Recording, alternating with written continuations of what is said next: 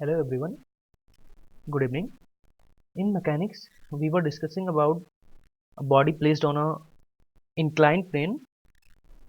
So how we'll consider in that particular case the equilibrium of that body and how the balancing of that body will be considered.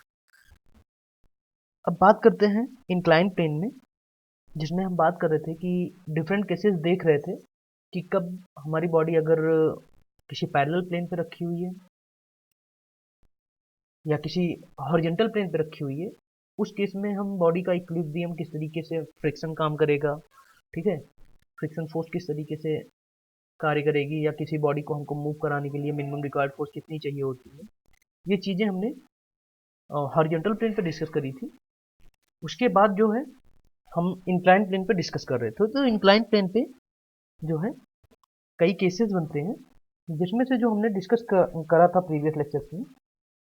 सबसे पहले आपका था कि मान लीजिए कोई बॉडी अगर किसी इंक्लाइन प्लेन पे रखी हुई है और जो अप्लाइड फोर्स है, जो आप बॉडी को बैलेंस करने के लिए फोर्स अप्लाई कर रहे हैं, अगर वो अप्लाइड फोर्स आपका प्लेन के पैरेलल लग रहा हो, है ना, जब जो रिक्वायर्ड फोर्स है वो इंक्लाइन प्लेन के पैरेलल लग रहा हो। जैसे कि मान लीजिए ये कोई एक आपके पास इंक्लाइन प्लेन है, यहाँ पे कोई बॉडी आपकी रखी हुई है, ये मान लीजिए आपकी बॉडी है। तो बॉडी क्या करेगी, सेल्फ वेट की वजह से नीचे की तरफ इस पे सरकने का प्रयास करेगी। तो हम दो डायरेक्शन में फोर्स लगा सकते हैं। हमने दोनों केसेस देखे हैं। एक तो जब बॉडी अगर नीचे की तरफ सरकेगी तो हम यहाँ पे फोर्स पी अप्लाई ऊपर की तरफ कर देंगे। और हमने वो केस भी देखा हुआ है कि अगर हमें बॉडी को मूव कराने के लिए नीचे की तरफ ऊपर की तरफ फोर्स लगा के नीचे की तरफ फोर्स लगाना पड़े, है ना, तो हम किस तरीके से उसकी बैलेंसिंग करेंगे। तो ये जो केसेस हैं ये हमने ऑलरेडी डिस्कस किए हुए थे। दोनों केसेस मतलब ऊपर तरफ फोर्स लगाएंगे तब क्या होगा, यानी कि एक टाइम पे जब आपका जो फोर्स है फ्रिक्शन फोर्स वो आपका अपोज कर रहा होगा, एक टाइम पे आपका क्या होगा, सपोर्ट कर रहा होगा। तो दोनों केसेस हमने देखे हुए थे, यानी कि बॉडी जब नीचे की तरफ मूव कर रही होगी और जब आपकी बॉडी ऊपर की तरफ मूव कर रही होगी।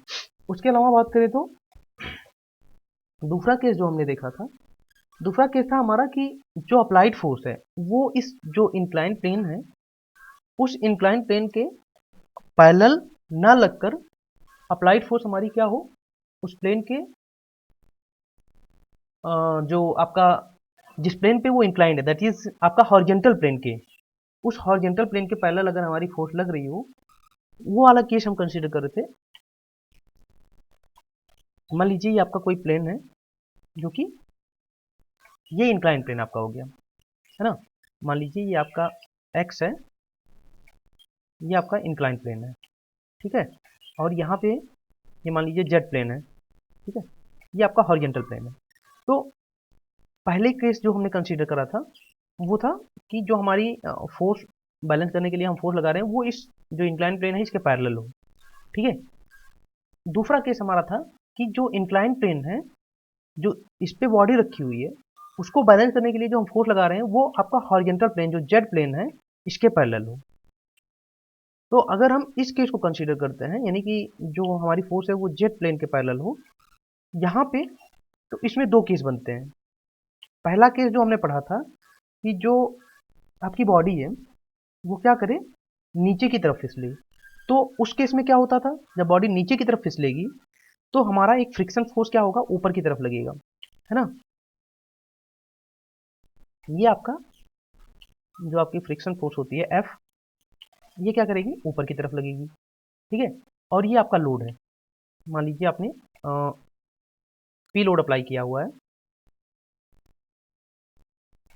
यहाँ पे।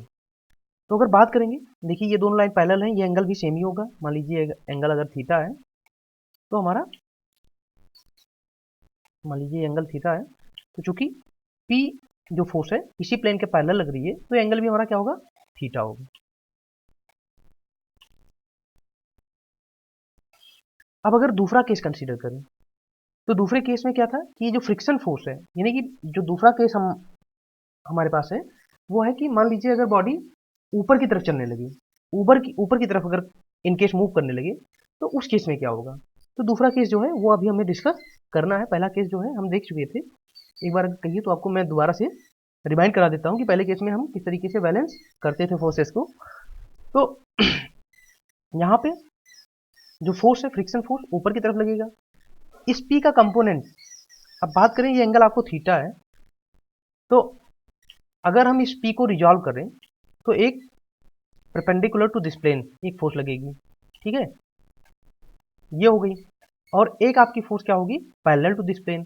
तो ये जो आपका पैरेलल टू दिस प्लेन होगी, ये क्या होगी, फ्रिक्शन के डायरेक्शन में ही एक और फोर्स लगेगी, जिसको हम क्या बोलेंगे,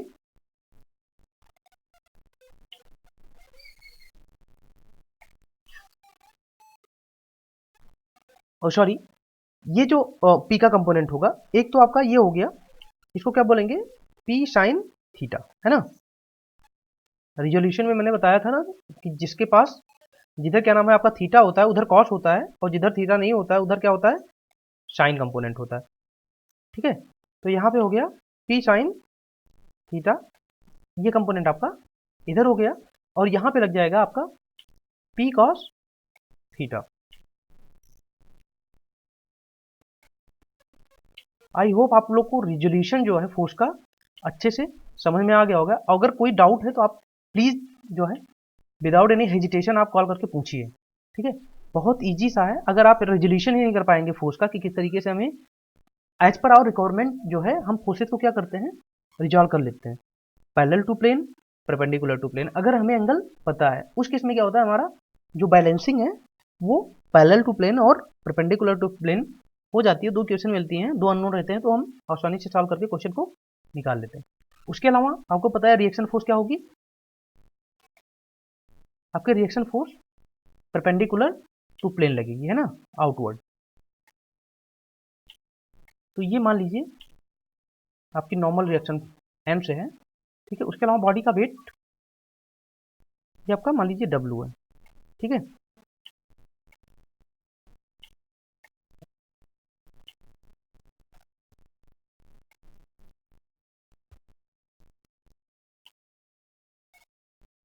ठीक, ये हो गया आपका। अब अगर देखिए बॉडी ऊपर की तरफ मूव कर रही है, उस केस में क्या होगा कि फ्रिक्शन नीचे की तरफ लगेगा, और अगर बॉडी नीचे की तरफ मूव करेगी तो फ्रिक्शन ऊपर की तरफ। तो हमने पहला केस किया, अभी हम बात कर रहे हैं, तो यहाँ पे क्या होगा, बॉडी हमारी मान ली हमने माना है कि नीचे की तरफ चल रही है। तो आप एक चीज़ देखिए, अगर ये एंगल थीटा है तो ये भी क्या होगा, 90 माइनस थीटा, ये एंगल ऑटोमेटिक क्या हो जाएगा, थीटा हो जाएगा। ये एंगल भी आपका क्या हो जाएगा, थीटा हो जाएगा। और जब ये एंगल आपका थीटा हो जाएगा तो डब्लू इस पी साइन के डायरेक्शन में, पी साइन थीटा के डायरेक्शन में एक और फोर्स लगेगी, वो होगी आपकी W cos theta, W cos theta, ठीक है। और इसका जो जो आपका पैरेलल कंपोनेंट होगा इसके परपेंडिकुलर डब्लू कॉस थीटा के, वो आपका इस प्लेन के पैरेलल होगा, जो इंक्लाइन प्लेन है आपकी, इसके पैरेलल एक फोर्स लगेगी, और यही फोर्स क्या करेगी, इस बॉडी को नीचे की तरफ क्या करेगी, मूव कराएगी प्लेन के। तो ये आपका हो गया पी साइन, ओ सॉरी, डब्लू साइन थीटा।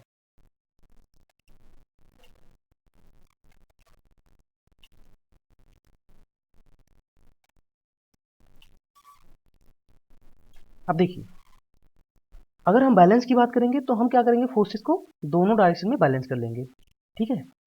और बैलेंस करने के बाद हम ये निकाल लेंगे कि हमें मिनिमम जो ये हमारी फोर्स यहाँ पे लग रही है पी, इसकी हमें मिनिमम कितनी वैल्यू चाहिए होगी, ठीक है। तो जो हमारा बॉडी हो वो आसानी से रुक जाएगा।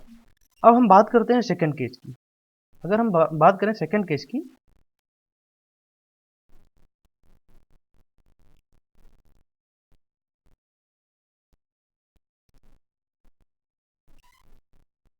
जब हमारा क्या हो कि बॉडी क्या करे, यहाँ पे बॉडी ऊपर की तरफ मूव करे, है ना, नीचे की तरफ ना मूव करके, सेकंड केस आपका ऊपर की तरफ मूव करे।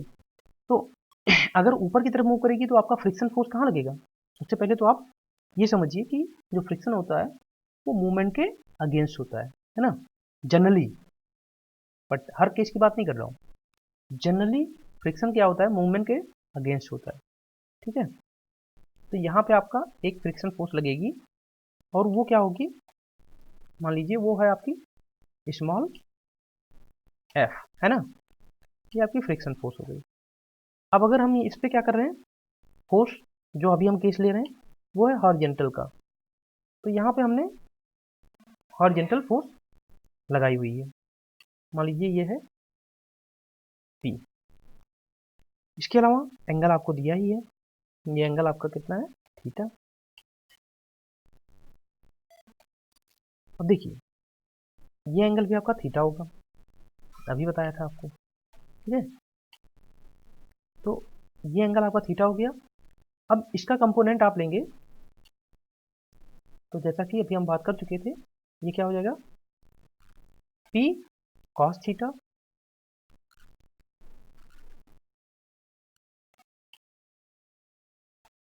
और इसके परपेंडिकुलर जो लगेगा ये होगा पी साइन थीटा।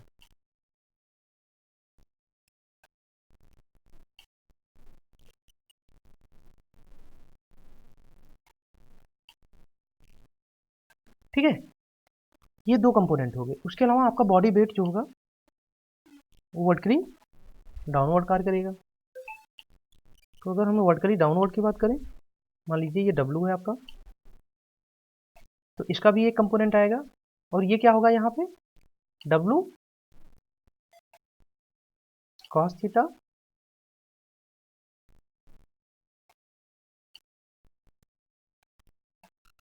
और यहाँ पे आपका आएगा डब्लू साइन थीटा, जो कि इस प्लेन के क्या होगा, पैरेलल एफ की डायरेक्शन में लग रहा होगा, है ना।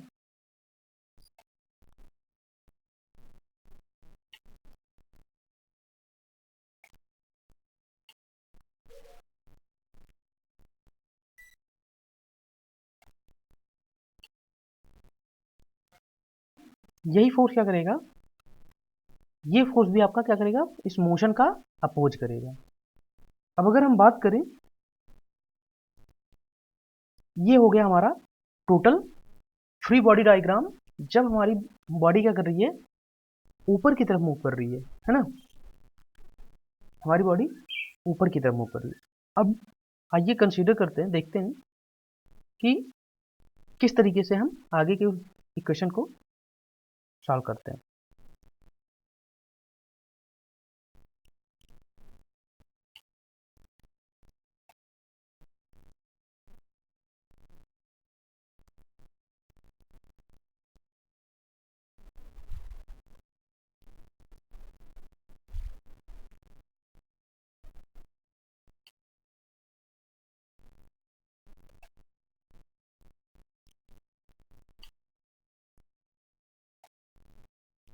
देखिए ये आपकी सिचुएशन जो है,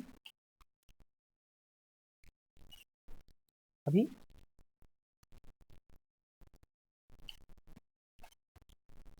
यहाँ पे आप देख रहे होंगे,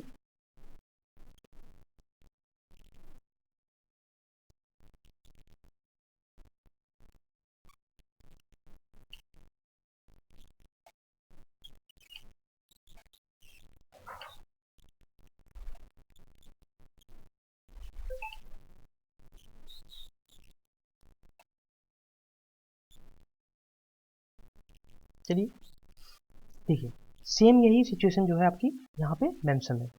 अब अगर हम बात करेंगे तो जैसे कि मैं आपको पहले भी बताया था, फोर्स को बैलेंस करने के लिए हम दो केस कंसीडर करते हैं। पहला केस क्या होता है कि हम फोर्सेस को पर्टिकुलर प्लेन के अलोंग और उस प्लेन के परपेंडिकुलर जो है रिजॉल्व कर लेते हैं, वो हमने किया।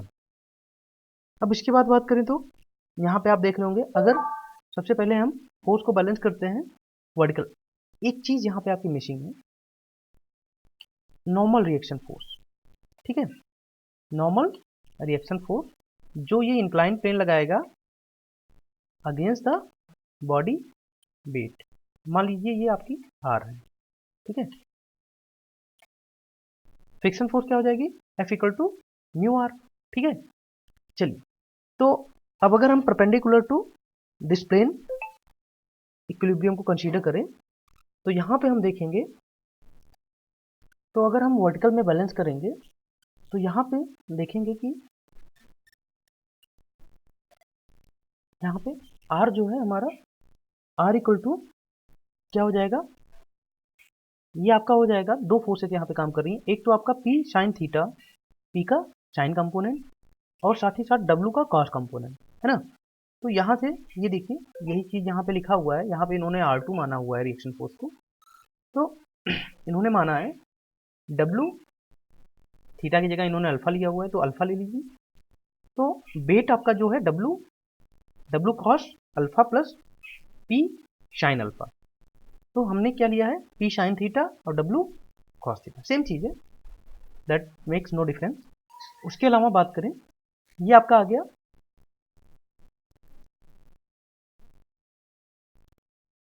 R2,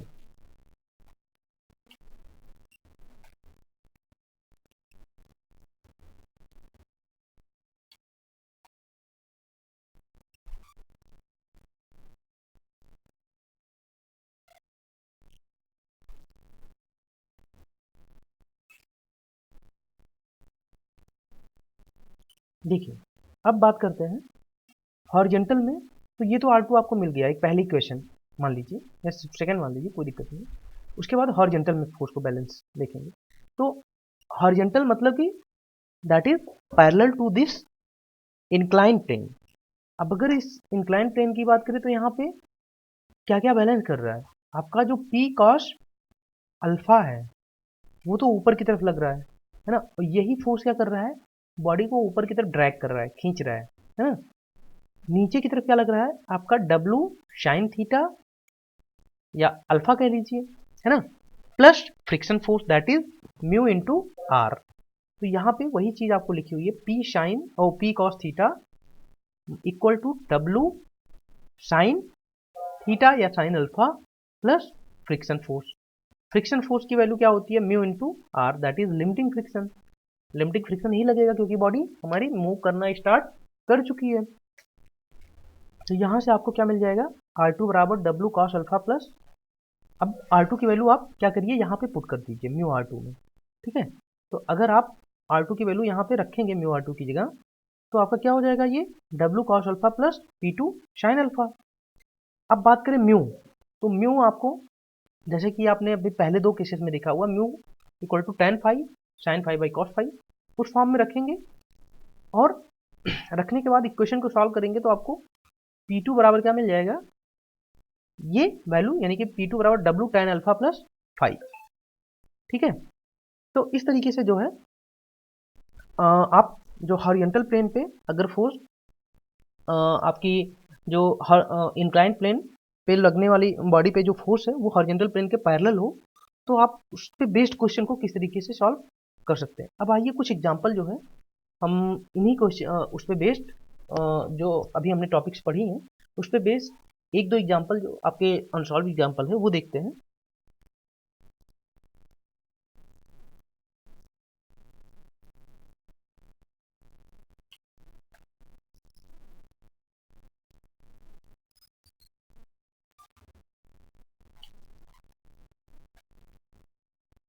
जैसे एक क्वेश्चन पहला आपको दिया हुआ है, एक क्षैतिज तल से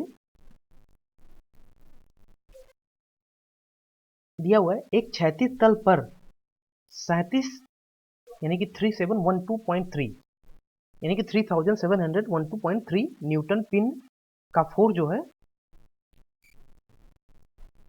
इतने वेट का पिंड रखा हुआ है, यानी कि जो आपका बॉडी है उसका वेट इतना दिया हुआ है। ठीक है, यदि यह पिंड स्पर्श को 45 डिग्री पर लगे 1500 न्यूटन के खिंचाव बल से सरकने की स्थिति प्राप्त करता है। ठीक है, अब ये कह रहा है कि ये जो आपका बॉडी है ये 45 डिग्री पे जो है कोई फोर्स लग रहा है 1500 न्यूटन का, जो कि क्या कर रहा है, इसको ड्रैग कर रहा है। ठीक है, एक बार चलिए क्वेश्चन को फिर से पढ़ते हैं। एक कोई रुक्ष तल यानी कि रुक्ष मतलब कि रफ सरफेस है जिस पर 3712.3 न्यूटन का एक बॉडी रखी हुई है।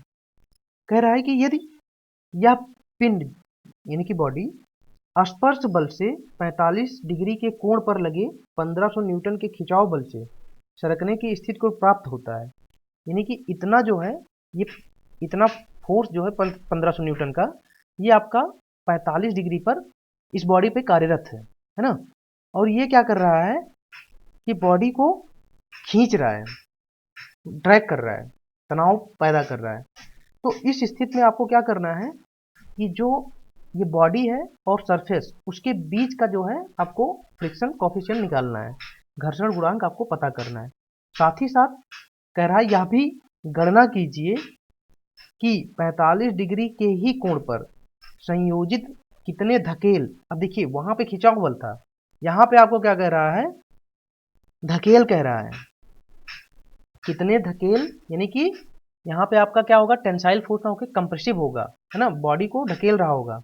कितने धकेल बल से यह पिंड पुनः सीमांत संतुलन, यानी कि बॉडी जो है आपकी लिमिटिंग जो बैलेंस है उसके अंडर आ जाए, यानी कि लिमिटिंग फोर्स जो है, लिमिटिंग फ्रिक्शन फोर्स बॉडी को बैलेंस कर ले जाए, उस अवस्था को प्राप्त होगा। आपको देखिए क्वेश्चन को पढ़ के ही आपको आइडिया लग गया होगा कि हमको एक तो बॉडी और सरफेस के बीच में जो लगने वाला फ्रिक्शन फोर्स है उसे निकालना है। उसके साथ साथ हमें एक चीज और पता करना है कि अगर ये जो टेंसाइल फोर्स है, ये टेंसाइल फोर्स ना होके एक कंप्रेसिव फोर्स यहाँ पे कार्य कर रही हो, तो फिर उस केस में क्या होगा कि कितनी वैल्यू आप कंप्रेसिव फोर्स की रखें कि बॉडी जो है वो लिमिटिंग बैलेंस मतलब लिमिटिंग फ्रिक्शन फोर्स लगने से बैलेंस कंडीशन में रहे। ठीक है, आइए देखते हैं क्या केस बनेगा।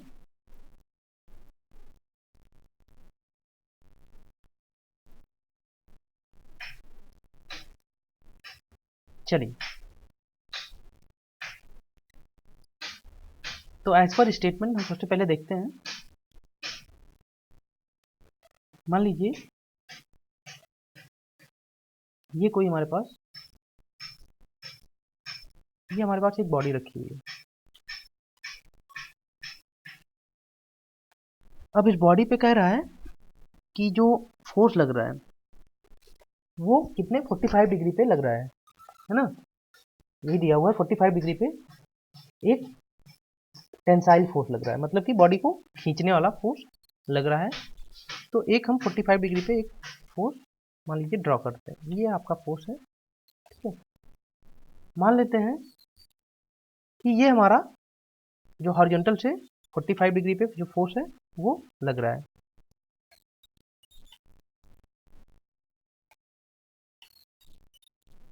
अब देखिए इसकी वैल्यू आपको कितना दिया हुआ है, 1500 न्यूटन दिया हुआ है।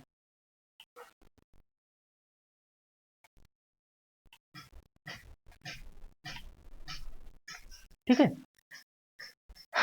अब आपको क्या करना है, बॉडी का वेट आपको दिया हुआ है, दैट इज बॉडी का वेट आपका है 37, यानी कि 37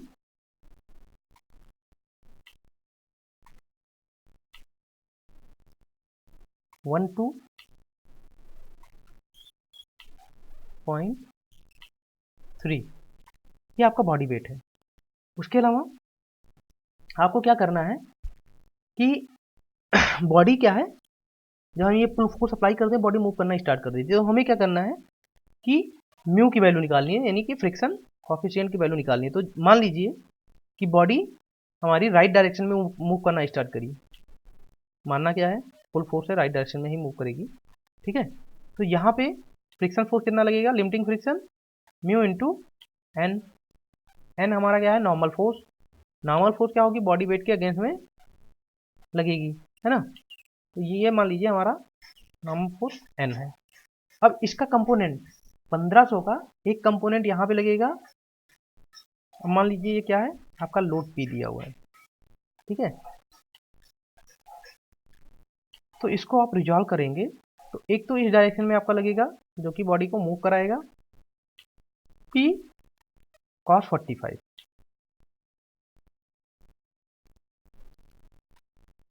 P cos 45, थोड़ा सा राइटिंग जो है क्योंकि डायरेक्ट माउस से चल रहा है तो इसलिए क्लियर नहीं आ रही, लेकिन आपको समझने पर लायक है और आप बस ये समझिएगा कि कैसे सॉल्व करना है।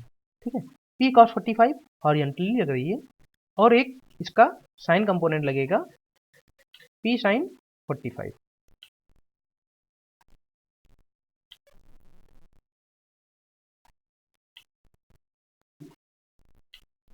चलिए, अब ये आपका टोटली क्या हो गया, इस क्वेश्चन के अकॉर्डिंग आपका फ्री बॉडी डायग्राम हो गया। अब आइए देखते हैं फोर्सेस को हम किस तरीके से बैलेंस करते हैं हॉरिजॉन्टल और वर्टिकल डायरेक्शन में।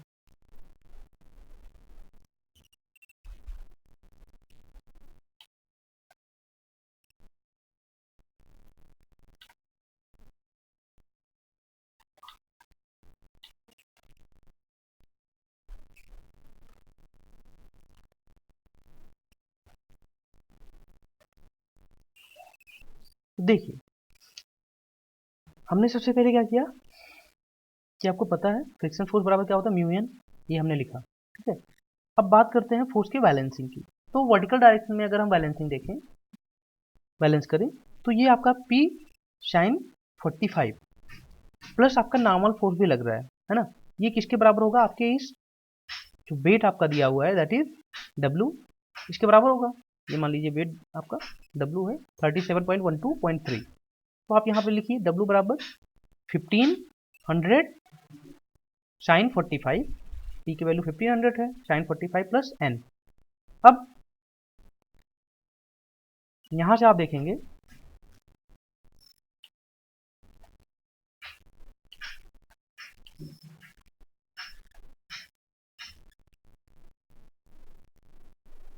यहाँ से आप देखेंगे कि आपको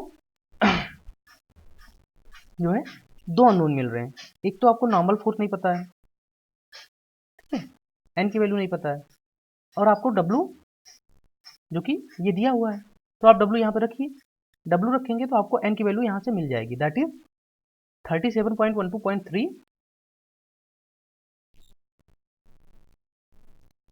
37.12.3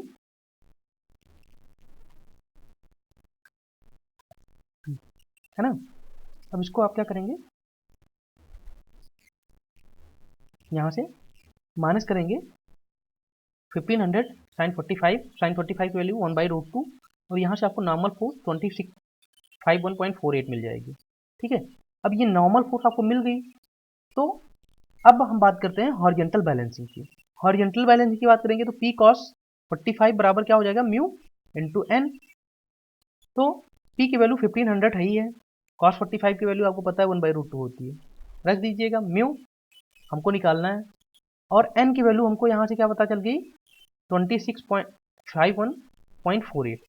तो अगर इस तरीके से आप देखेंगे तो यहाँ से आपको म्यू की वैल्यू जो है कितनी आएगी 1500/1.√2 की वैल्यू कितनी होती है 1.414 है ना। इसको आप पुट करेंगे तो 0.4 जो है आपको म्यू की वैल्यू मिल जाएगी। तो इस तरीके से हमारा ये क्वेश्चन तो मतलब पहला पोर्शन हमारा जो है वो सॉल्व हो गया। अब बात करते हैं दूसरे केस की। दूसरा केस आपका क्या कह रहा है,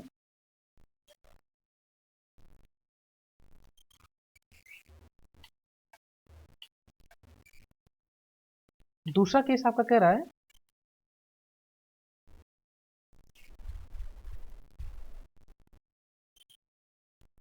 कि अगर आप 45 डिग्री पर कार्यरत एक कोई कंप्रेसिव फोर्स लगाइए तो उस केस में हमारा क्या होगा।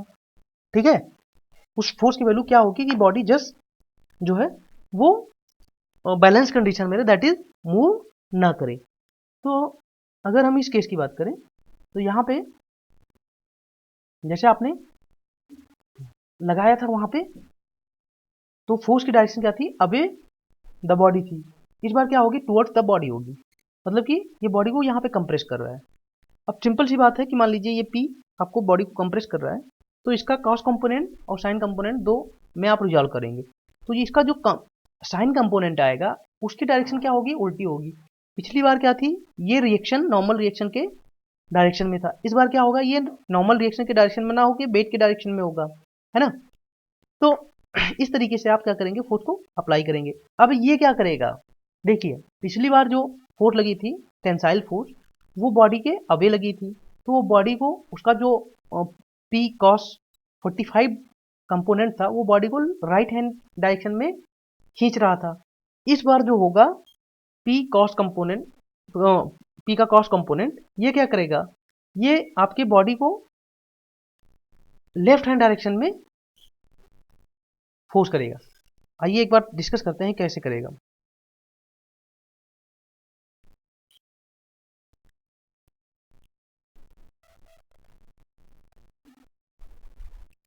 देखिए इस बार क्या होगा कि जो हमारा पी है उसकी डायरेक्शन क्या है, बाहर की तरफ ना होके, बॉडी से दूर की तरफ ना जाके बॉडी के डायरेक्शन में है, दैट इज ये डायरेक्शन है ना। तो इसका जो कंपोनेंट लेंगे सेम, एक तो ये हॉरिजॉन्टल कंपोनेंट होगा, तो उसकी डायरेक्शन भी तो बॉडी की तरफ होगी, बॉडी के तो दूर होगी नहीं। तो ये क्या करेगा, इसको राइट टू लेफ्ट की तरफ प्रेस करने का प्रयास करेगा, है ना, राइट टू लेफ्ट की तरफ। तो जो आपका फ्रिक्शन फोर्स होगा ये इस कंपोनेंट के क्या होगा, पी कॉस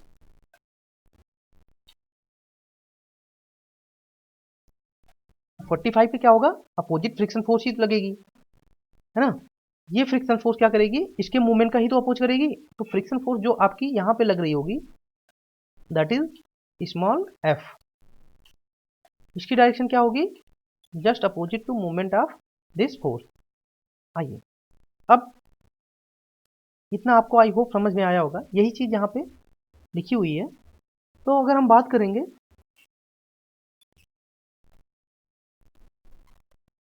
सेकेंड केस की, तो यहाँ पे जो आपका रिएक्शन फोर्स होगा वो ऊपर की तरफ लग रहा होगा, और जो पी साइन 45 है और वेट है वो नीचे की तरफ लग रहे होंगे। तो यहाँ से आर बराबर क्या हो जाएगा हमारा, डब्लू यानी कि वेट प्लस पी साइन 45। तो यहाँ से डब्लू की वैल्यू आपको पता है, पी आपको निकालना है, साइन 45 की वैल्यू 1/√2 होती है। उसके अलावा हॉरिजॉन्टल बैलेंसिंग की बात करें तो यहाँ क्या हो जाएगा आपका, पी कॉस 45 बराबर क्या हो जाएगा, म्यू इंटू आर। अब इसकी डायरेक्शन म्यू आर की डायरेक्शन इसके अपोजिट रहेगी, ठीक है। आपको पी की वैल्यू नहीं पता है, लेकिन आपको आपको म्यू की वैल्यू पता है, आर की वैल्यू आपको नहीं पता है। तो म्यू की वैल्यू आप 0.4 रखिए क्योंकि अभी हमने निकाला था, ठीक है। और आर हमको निकालना है पी कॉस 45, सेम रहेगा। अब इस बार क्या है, आपको दो इक्वेशन मिली, एक और दो। अब इन दोनों इक्वेशन को आप इनकी हेल्प से सॉल्व करिए। तो यहाँ पे आप क्या करेंगे, आर की वैल्यू जो है ऊपर वाली इक्वेशन में एक में रखेंगे। तो यहाँ से क्या हो जाएगा आपका, पी कॉस 45 की वैल्यू 1/√2, तो ये हो गया पी बाई √2। 0.4 आर की वैल्यू यहाँ से रखेंगे तो 3712.3 प्लस p/√2। अब 0.4 से मल्टीप्लाई कराएंगे और p को एक साइड कर लेंगे, तो यहाँ से 0.4 इंटू p/√2, इसको इधर लेके आएंगे निगेटिव हो जाएगा, तो p/√2 माइनस 0.4 p/√2, ये किसके इक्वल होगा, 0.4 इंटू 3712.3। यहाँ से आप जब इसको p/√2 को कॉमन लेंगे तो आपका बचेगा 1 माइनस 0.4 दैट इज 0.6। तो यहाँ से आपका क्या हो जाएगा, p 0.6 इंटू 0.6/√2 बराबर 0.43712.3। यहाँ से आप p की वैल्यू निकालेंगे तो आपको जो है अप्रॉक्सीमेटली ये आपको 3499 पॉइंट समथिंग मिलेगा, दैट इज 3500। तो इस तरीके से जो है आप क्वेश्चन को, न्यूमेरिकल को सॉल्व करेंगे। अगर किसी को डाउट है किसी क्वेश्चंस को लेके तो काइंडली या तो आप अपने ग्रुप में उस क्वेश्चन को पोस्ट करिए, या तो आप हमसे डायरेक्ट कांटेक्ट करके और क्या नाम है अपने डाउट को क्लियर कर सकते हैं। लेकिन आप लोग प्रैक्टिस जरूर करिए। दूसरी चीज जो भी टॉपिक मैंने आपको पढ़ाए हैं, मैं इंडिविजुअल मतलब ईच एंड एवरी टॉपिक से आपको न्यूमेरिकल्स जो है, न्यूमेरिकल्स नहीं, न्यूमेरिकल्स तो आप प्रैक्टिस खुद ही करेंगे, लेकिन मैं आपको ऑब्जेक्टिव क्वेश्चन जो है उस पर बेस्ड कुछ न्यूमेरिकल होंगे, कुछ थ्योरी होंगी, वो मैं आपको जल्दी ही एक टेस्ट के फॉर्म में आपके ग्रुप में डालूंगा कल या परसों में, और आपको टाइम दूंगा। ठीक है, आपको गूगल फॉर्म के थ्रू उन क्वेश्चंस को जो है एक फिक्स अमाउंट के बाद जो है, मतलब मैं आपको टाइम दूंगा, टाइम लिमिट दूंगा 1 घंटे आधे घंटे, उस टाइम के बाद सबको एक साथ जो है सबमिट करना होगा। ठीक है, इस बार आपके उसमें टाइमर नहीं होगा, ऑटोमेटिक आपको खुद सबमिट करना होगा, लेकिन टाइम जो है, टाइम बाउंडेशन वो आपको रहेगा कि आपको आधे घंटे में क्वेश्चन सॉल्व करना है या 20 मिनट में सॉल्व करना है। ठीक है, और इसके लिए आप लोग काइंडली प्रिपेयर रहें। यूनिट वाइज भी रहेगा, जैसे कि मैंने आपको फर्स्ट और सेकंड और थर्ड 3 यूनिट पढ़ाई हैं, तो मैं 3 टेस्ट दूंगा, यूनिट फर्स्ट पे बेस्ड, यूनिट सेकंड पे बेस्ड और यूनिट थर्ड पे बेस्ड, और उसके लिए आप बहुत अच्छे से प्रैक्टिस और प्रिपेयर रहिएगा। आइए एक और क्वेश्चन देखते हैं इन्हीं टॉपिक्स पे बेस्ड। तो जो दूसरा क्वेश्चन हमारा है उसमें दिया हुआ है कि एक आनत बल की बात करें तो इंक्लाइन, एक आनत बल जो कि हॉरिजॉन्टल से यानी कि क्षैतिज से 30 डिग्री पर है। ठीक है, 200 न्यूटन का भार संतुलित अवस्था में है। देखिए, एक कोई इंक्लाइंड है जिस पर एक 200 न्यूटन का जो वेट है वो रखा हुआ है, और ये क्या है, बैलेंस कंडीशन में रखा हुआ है।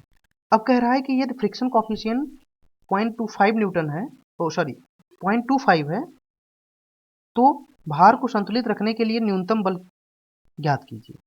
ठीक है, न्यूनतम क्षैतिज बल ज्ञात कीजिए। ध्यान दीजिएगा, हमें क्या दिया हुआ है, लैंग्वेज की बात नहीं करेंगे, आइए समझते हैं कि बेसिकली क्वेश्चन में दिया क्या हुआ है। आपको एक बॉडी दी हुई है जिसका वेट आपको 200 न्यूटन दिया हुआ है। अब ये 200 न्यूटन की जो बॉडी है वो किसी इंक्लाइन प्लेन पे रखी हुई है। क्वेश्चन कह रहा है कि इसको संतुलित करने के लिए एक फोर्स जो है वो हॉरिजॉन्टल डायरेक्शन में लगाई गई है। फ्रिक्शन कॉफिशिएंट आपको दिया हुआ है इस इंक्लाइन प्लेन और बॉडी के बीच में, और कह रहा है कि ये जो फोर्स बैलेंस करने के लिए लगी हुई है, हॉरिजॉन्टल फोर्स, ये इसकी मिनिमम हमें मतलब कितनी फोर्स हम इम्प्लीमेंट करें, अप्लाई करें कि जो हमारा बॉडी है वो बैलेंस कंडीशन में रहे। चलिए पहले तो हम इसका फ्री बॉडी डायग्राम देखते हैं किस तरीके से बनेगा। सबसे पहले तो आपको एक इंक्लाइन प्लेन दिया हुआ है। ठीक है, अब इस पे क्या है कि ये जो बॉडी है इसका मास 200 न्यूटन। ठीक है, ये वर्टिकली मास जो है डाउनवर्ड लग रहा है, डब्ल्यू का वैल्यू आपको 200 न्यूटन दिया हुआ है।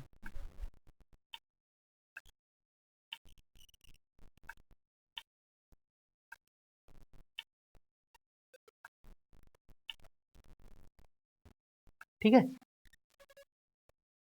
उसके अलावा आपको क्या दिया हुआ है, इंक्लिनेशन दिया हुआ होगा 30 डिग्री। ठीक है, ये जो इंक्लिनेशन है एंगल, ये आपको 30 डिग्री दिया हुआ है।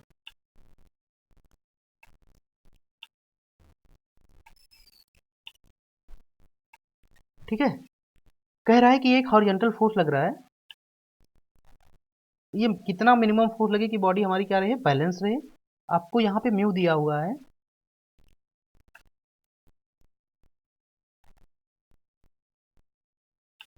म्यू की वैल्यू जो आपको दी हुई है वो है 0.25।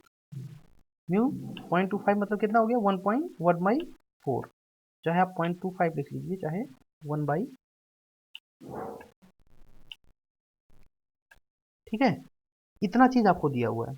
तो आइए अब देखते हैं। सबसे पहले हमें निकालना है पी, ना, इस पी को निकालना है। अब बात करें तो बॉडी वेट नीचे की तरफ लग रहा है। ठीक है, ये जो इंक्लाइन प्लेन है वो 30 डिग्री पे इंक्लाइंड है, तो एक रिएक्शन लगेगी, वो क्या होगी, इसके परपेंडिकुलर होगी प्लेन के, है ना, दैट इज आर मान लीजिए या एन मान लीजिए, जो भी है। ठीक है, अब बात करते हैं, अगर हम कंपोनेंट लें तो जैसा कि आपको पता है P और Z दोनों पैरेलल हैं। अभी हमने डिस्कस किया ये केस, ठीक है। तो एंगल क्या होगा, 30 डिग्री होगा, ठीक है, 30 डिग्री होगा। लेकिन एक चीज़ बताइए, हमने दो केस डिस्कस किए हैं ऐसे प्लेन में, तो आप ध्यान दीजिएगा कि इसमें इसने कहीं ये नहीं बताया है कि बॉडी हमारी नीचे की तरफ मूव कर रही है या ऊपर की तरफ मूव कर रही है। तो हम एक डायरेक्शन में मान लेंगे, दोनों ही केसेस में आपके आंसर आ जाएंगे, चाहे आप नीचे की तरफ मान लीजिए चाहे ऊपर की तरफ मान लीजिए, है ना। लेकिन हम यूजुअल कंडीशन मानेंगे, जो बेसिकली होता है कि हम मानते हैं बॉडी हमारी नीचे की तरफ मूव कर रही है, ठीक है। तो ऐसे केसेस में कंपोनेंट की बात करें, अगर हम मानते हैं कि बॉडी हमारी नीचे की तरफ मूव कर रही है तो फ्रिक्शन फोर्स ऊपर की तरफ लगेगी, that is mu into R, है ना। ये क्या होगी, नीचे की तरफ मूव करेगी। हम ये मान के चल रहे हैं कि जो बॉडी का मूवमेंट है वो नीचे डायरेक्शन में है, ठीक है। तो म्यू आर ऊपर लगेगा। अब इसका कंपोनेंट एक लगेगा, है ना। ये क्या होगा, पी कॉस 30,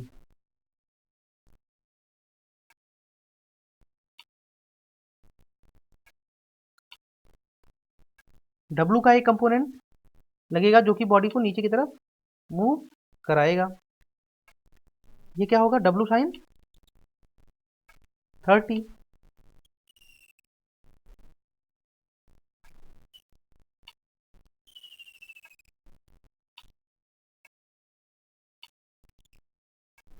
उसके अलावा एक जो होगा वो रिएक्शन फोर्स को बैलेंस करेगा, डब्लू कॉस 30। साथ ही साथ आपका पी का भी कंपोनेंट इधर काम करेगा, ये होगा पी साइन 30, है ना। अब जो है आप क्वेश्चन को बहुत आसानी से, केवल आपको ये बैलेंस करना है और आपका क्वेश्चन सॉल्व हो जाएगा, ठीक है। चलिए देखते हैं कैसे होगा।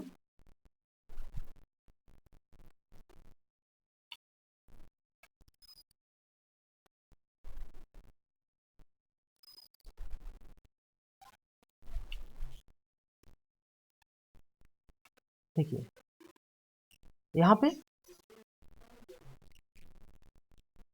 n माना हुआ है, चलिए ठीक है, n से ही सॉल्व करते हैं।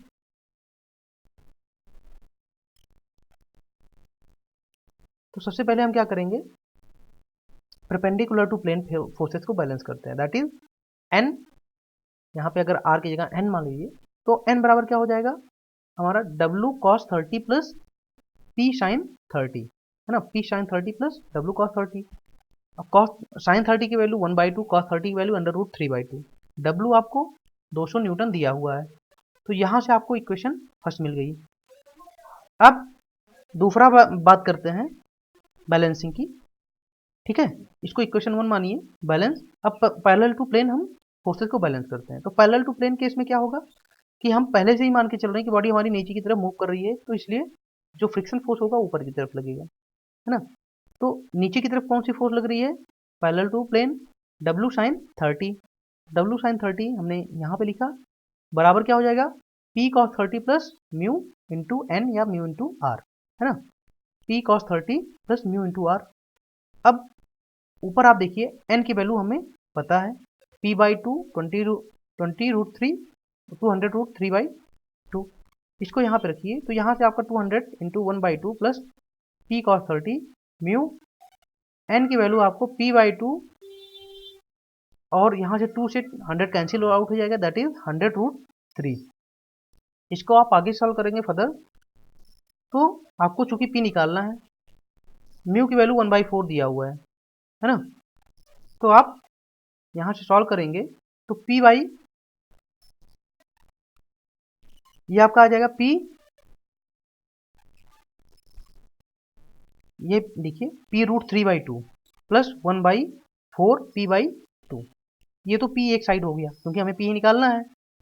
अब दूसरा क्या बचा, 1/4 100√3/2, ठीक है, 1/4 100√3/2। तो P को हमने एक साथ रख लिया और इसको एक साथ रख लिया।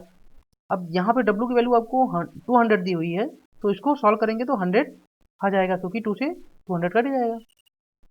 P को कॉमन लीजिए तो यहाँ पे बचेगा आपका 2 से मल्टीप्लाई करा दीजिए तो बचेगा P√3 और 2√3 + 1/4 बराबर क्या हो जाएगा, 100 माइनस 4 से कट जाएगा, 25√3 बचेगा। तो यहाँ से आप सॉल्व करेंगे तो P बराबर क्या हो जाएगा, 100 माइनस 25√3/2√3 + 1/4। इसको सॉल्व करेंगे तो आपका 57.2 न्यूटन जो है आपको आंसर मिल जाएगा। यानी कि इतनी फोर्स हमको जो है हॉरिजॉन्टल डायरेक्शन में इतनी फोर्स लगानी पड़ेगी तो बॉडी क्या है, बैलेंस कंडीशन में रहेगी।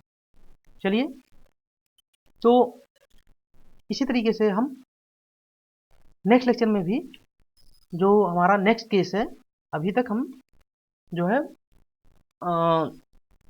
जो फोर्स लगाए थे, मतलब कि जो हमने कंसीडर करा था वो था parallel to plane and parallel to incline plane and parallel to horizontal plane. अब हम नेक्स्ट केस देखेंगे,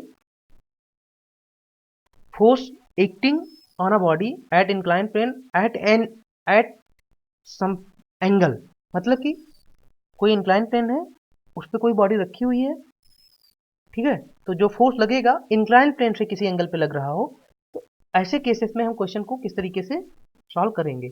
और प्लीज़ आपको कोई डाउट हो तो विदाउट हेजिटेशन आप जो है अपनी क्वेरी को पूछ के क्लियर कर लीजिए। कोई भी किसी भी प्रकार का अगर किसी को भी डाउट होता है तो आप अपने व्हाट्सएप ग्रुप में भी पूछ सकते हैं, आप डायरेक्ट कॉल करके पूछ सकते हैं, कभी भी एनी टाइम आप मैसेज करके या कॉल करके किसी भी कन्फ्यूजन को आप दूर कर सकते हैं।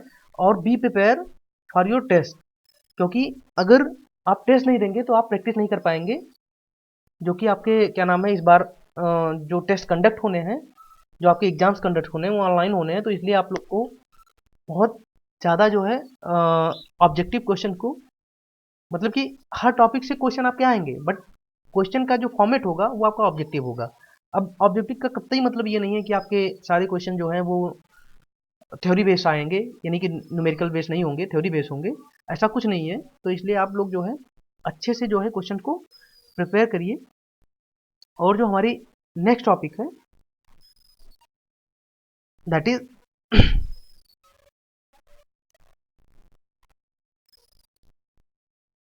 केस थर्ड, जब जो आपकी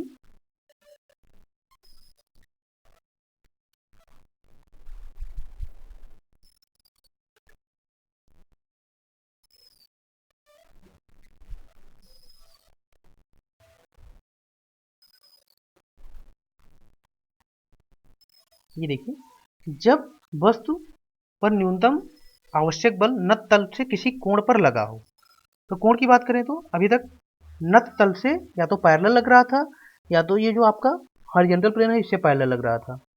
अब इस बार जो हम केस कंसीडर करेंगे वो करेंगे कि ये जो इंक्लाइन प्लेन है इससे किसी एंगल पे, मान लीजिए वो थीटा एंगल पे कोई फोर्स एक्ट कर रहा है, तो किस तरीके से उस पे बेस्ड इस टॉपिक पे बेस्ड क्वेश्चन को हम सॉल्व करेंगे और किस तरीके से जो बॉडी को है, बॉडी का बैलेंस है वो हम कंसीडर करेंगे। तो इस पे बेस्ड कुछ न्यूमेरिकल क्वेश्चन और ये टॉपिक जो है हम नेक्स्ट लेक्चर में डिस्कस करेंगे।